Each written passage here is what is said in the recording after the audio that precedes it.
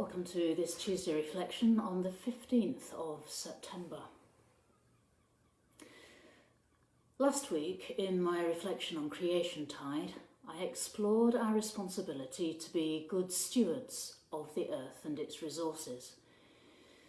This week, I'd like to suggest that regaining a proper sense of humility in relation to God and God's creation is the only way that we human beings are going to save our planet from environmental catastrophe.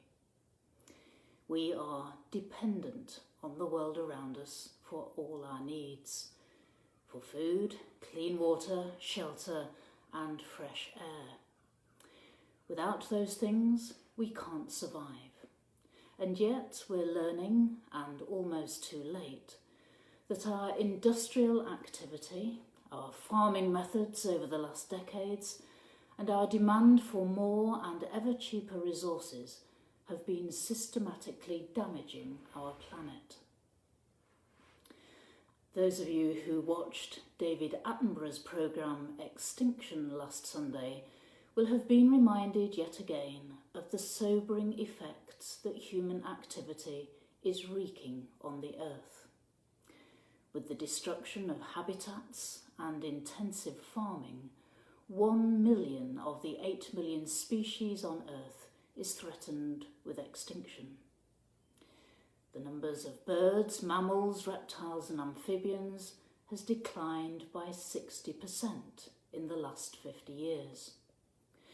And fish stocks in our seas and oceans are now at a staggering 5% of what they were at the beginning of the 20th century. All that weakens the biodiversity and destabilises the fragile ecosystem of our planet in ways that now threaten our own health and survival. Much of this has been driven by human greed and a desire for ever greater profits.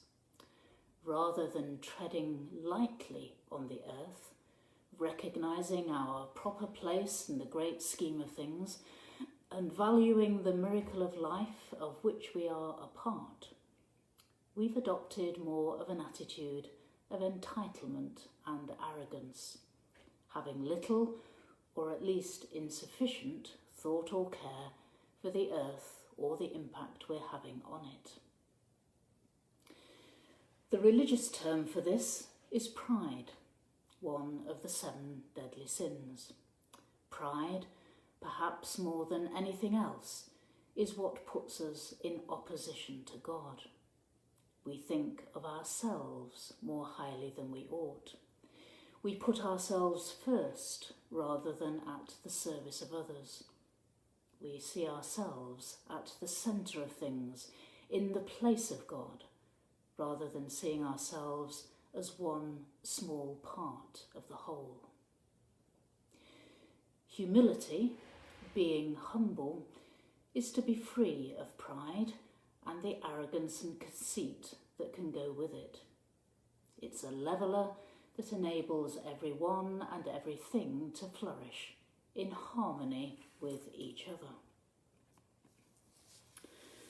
I want to finish with a quote that sums this up more than anything else I've ever read. On the 14th of February 1990, a photograph was taken 3.7 billion miles away from Earth. Voyager 1 had been launched in 1977 to study the outer solar system. And before it left our solar system, the idea was proposed that it took one last photograph of Earth. Not for any scientific value it might have, but to give us a meaningful perspective on the place of the Earth in relation to the whole of the universe. In the photo, Earth appears as a tiny, pale blue dot, hardly visible in the vastness of space. If you want to see the photo and read about it in more detail, just Google pale blue dot. The astronomer Carl Sagan, who suggested the photograph be taken, described that dot, which is Earth, as a mote of dust suspended on a sunbeam. In his book, entitled Pale Blue Dot, he says this: "Look again at that dot. That's here. That's us. On it, everyone you love, everyone you know, everyone you've ever heard of, every human being who ever was, lived out their lives. The Earth is a very small stage in a vast cosmic arena. Think of the rivers of blood spilled by all those generals and emperors, so that in glory and triumph they could become the momentary masters of a fraction of a dot. Think of the endless cruelties visited by the inhabitants of one corner of this pixel on the scarcely distinguishable inhabitants of some other corner.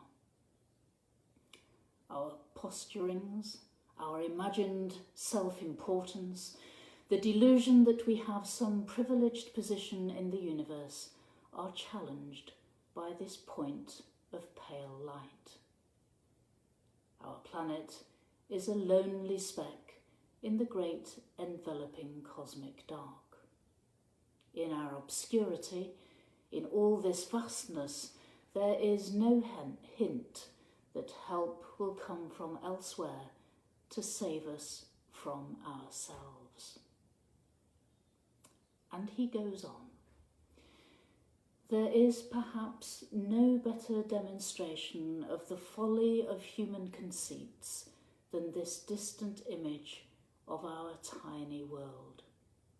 To me, it underscores our responsibility to deal more kindly with one another and to preserve and cherish this pale blue dot, the only home we've ever known.